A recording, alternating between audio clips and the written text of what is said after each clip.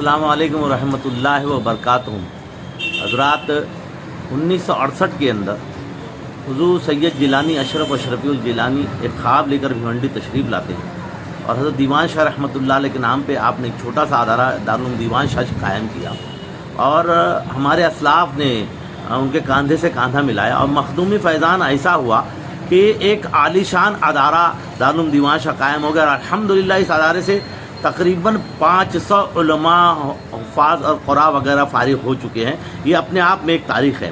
حضرت نے پھر ایک نیا خواب دیکھا، پرانی عمارت کو شہید کیا گیا، نئی عمارت جو ہے بنائی گئی ہے، 6 سلیب الحمدللہ پڑ چکے ہیں اور دیواروں وغیرہ کام ٹائلس وغیرہ کام جو ہے ابھی باقی ہے۔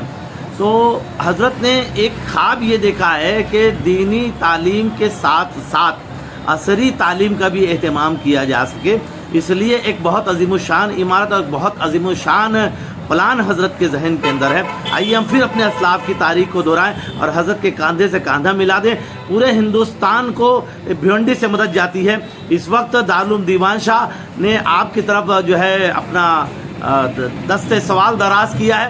میں امید کرتا ہوں کہ حضور جیلانی میاں کے کاندھوں کو مضبوط کرنے کے لیے آپ اپنی عطیات ضرور بضرور دارالعلوم دیوان شاہ کے اندر دیں گے، تو اپنی دی ہوئی رقم پوری کے پوری گارنٹی کے ساتھ دارالعلوم دیوان شاہ کے اندر پہنچنے کی گارنٹی کے ساتھ میں ڈاکٹر محمد عمران رضوی خلیفہ اشرفی آزوی کلیان روڈ سے رابطہ قائم کریں۔ اللہ اللہ اللہ اللہ اللہ اللہ اللہ اللہ اللہ